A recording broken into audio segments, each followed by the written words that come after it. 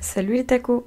Je vous retrouve aujourd'hui pour vous parler pile à lire, et plus précisément de ma pile à lire en ce début 2023. C'est parti!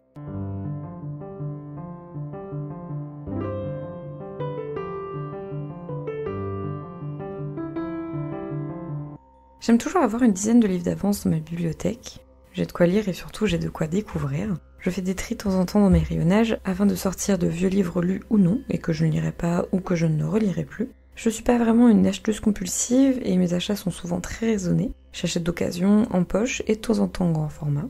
J'emprunte aussi à la bibliothèque et aux proches. En 2022, j'ai acheté 12 romans et on m'en a offert 3. Et sur ces 15 titres, j'en ai lu 13. La plupart du temps, quand j'achète, c'est pour lire directement.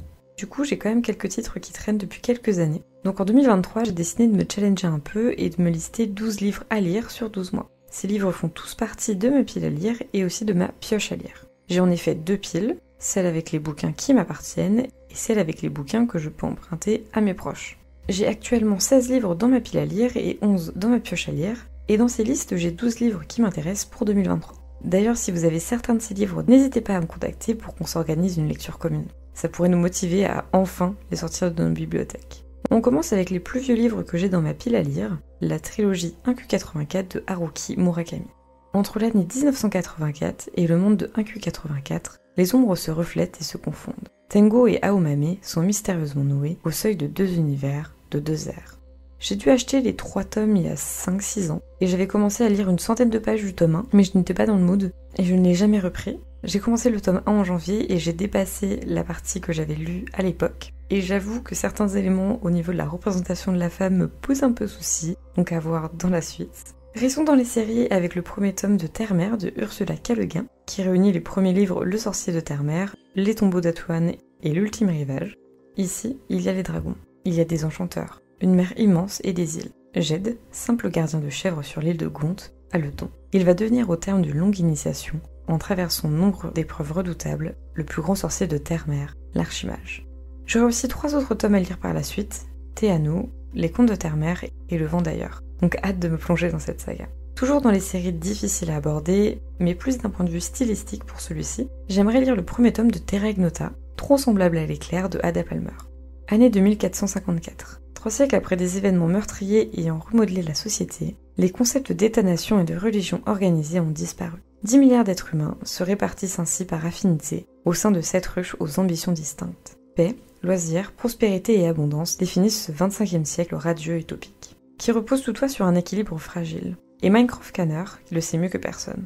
Coupable de crimes atroces, condamné à une servitude perpétuelle mais confident des puissants, il lui faut enquêter sur le vol d'un document crucial, la liste des 10 principaux influenceurs mondiaux, dont la publication annuelle ajuste les rapports de force entre les ruches. Surtout, Mycroft protège un secret propre à tout ébranler, un garçonnet au pouvoir unique, quasi divin. Or, dans un monde ayant banni l'idée même de Dieu, comment accepter un miracle? Cette série est divisée en 5 tomes en France, trop semblable à l'éclair, 7 éditions, La volonté de se battre, L'alphabet des créateurs et peut-être les étoiles. J'espère adhérer au style et à l'univers de cette série, qui m'a été énormément recommandée. Repassons à de la fantasy avec le premier tome de Les Maîtres Lumineurs de Robert Jackson Bennett. Toute l'économie de l'opulente cité de Devan repose sur une puissante magie, l'enluminure. Sancha Grado est une jeune voleuse qui a le don de revivre le passé des objets et d'écouter chuchoter leurs enluminures. Engagée par une des grandes familles de la cité pour dérober une étrange clé dans un entrepôt sous très haute surveillance, elle ignore que cet artefact a le pouvoir de changer l'enluminure à jamais. Poursuivie par un adversaire implacable, Santia n'aura d'autre choix que de se trouver des alliés. J'avais hésité à commencer cette trilogie au lieu du cycle de la Tour de Garde. Elle me permettra d'avoir une petite dose de fantaisie en attendant les derniers tomes de Capitale du Sud et de Capitale du Nord. Et d'ailleurs, le tome 2, Le Retour du Hiérophante, est déjà paru, et la suite n'a pas encore été annoncée. Donc à voir pour cette série. Enfin, dernière série que j'aimerais lire cette année, encore de la science-fiction, mais cette fois-ci young adulte, la duologie The Ones de Daniel Zwerenbaker. Cody a toujours été fière d'être une One. Elle fait partie du 1% de la population choisie au hasard pour subir des modifications génétiques à la naissance. Les Ones sont parfaits, mais c'est loin de plaire à tout le monde. L'inquiétant mouvement Égalité persécute les Ones et remporte un procès qui rend leur existence illégale. Être un One devient un danger de mort. Ils n'ont plus le choix. Se battre pour défendre leur identité ou disparaître. Je suis tombée sur cette duologie récemment et elle me fait de l'œil, à voir si la mise en pratique est bonne. J'ai juste un peu peur que la romance soit un peu trop présente. Passons enfin au stand-alone que je veux sortir de ma pile à lire et de ma pioche à lire cette année. Tout d'abord, trilogie new-yorkaise de Paul Auster, qui recueille 3 romans, Cité de verre, Revenant et La chambre dérobée. Ça fait un moment que je l'ai dans ma pile à lire et je ne me rappelle plus trop ce dont les romans parlent. J'ai envie d'avoir une expérience de découverte totale avec cet auteur, comme j'ai pu l'avoir avec Moon Palace à l'époque. Ensuite, j'aimerais finir Les Furtifs d'Alain Damasio, dont je n'ai lu que quelques chapitres. Je n'étais pas trop d'humeur l'année dernière et j'aimerais le lire intégralement en 2023. Je ne pense pas avoir un coup de cœur, comme pour La Horde du Contrevent, mais j'ai quand même hâte de découvrir cet univers, surtout que le premier chapitre était très intriguant. J'aimerais aussi lire un thriller surnaturel de Stephen King, L'Institut. Au cœur de la nuit à Minneapolis, des intrus pénètrent la maison de Luke Ellis, jeune surdoué de 12 ans, tue ses parents et le kidnappe. Luke se réveille à l'Institut, dans une chambre presque semblable à la sienne, sauf qu'elle n'a pas de fenêtre. Dans le couloir, d'autres portes cachent d'autres enfants, dotés comme lui de pouvoirs psychiques. Que font-ils là? Qu'attend-on d'eux? Et pourquoi aucun de ces enfants ne cherche-t-il à s'enfuir? Le résumé donne plus ou moins envie, mais je sais de sources sûres que la lecture de ce livre est très sympa. Donc, à voir, puisque sur moi, un livre sur 2 de King me plaît. Enfin, ma 12e idée lecture de 2023 sera Déraciné de Naomi Novik.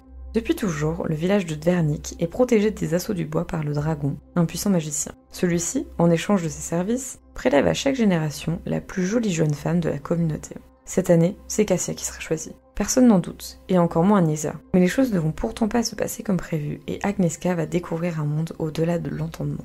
J'espère ne pas être trop déçue après le coup de foudre qu'a été La Fileuse d'argent en 2022. Je vais essayer de pas trop avoir d'attente sur ce livre pour mieux l'apprécier. En 2023, j'aimerais donc commencer 5 séries et en terminer au moins 2. Bien sûr, si je ne lis pas tous ces livres, ce n'est pas grave, ça veut dire qu'ils ne me font pas forcément envie sur le moment, ou que j'ai pas forcément le temps de m'y impliquer, tout simplement. Cette liste est plus là à me motiver pour faire de belles découvertes que pour me mettre la pression. D'ailleurs, dans ma pile et pioche à lire, il me reste quelques titres qui me font aussi envie, bon, avec encore plus de premiers tomes de série, dont Mal d'Aurore de Philippe Lechermeyer, Dune de Frank Herbert, Nevernight de Jack Christophe, Cravers War de Nina Varela, ou encore Dark Rise de C.S. Paget. Mais il y a aussi des stand-alone, comme La Guerre des Mondes de H.G. Wells, ou encore Robot Sauvage de Peter Brown. Donc voilà un petit peu pour cet état des lieux de ma pile à lire pour 2023. Bien sûr, elle changera au cours des mois selon les sorties, selon mes achats, selon mes envies aussi. Je sais déjà que plusieurs suites de séries vont s'ajouter à ma liste cette année. Les tomes 3 de Capitale du Sud, de Capitale du Nord et des Chroniques de l'érable et du cerisier. N'hésitez pas à me dire en commentaire quelles sont vos lectures qui vous font le plus envie dans votre pile à lire. Si la vidéo vous a plu, n'hésitez pas non plus à l'aimer et à la partager. On se retrouve très vite pour de nouvelles vidéos. À bientôt les tacos!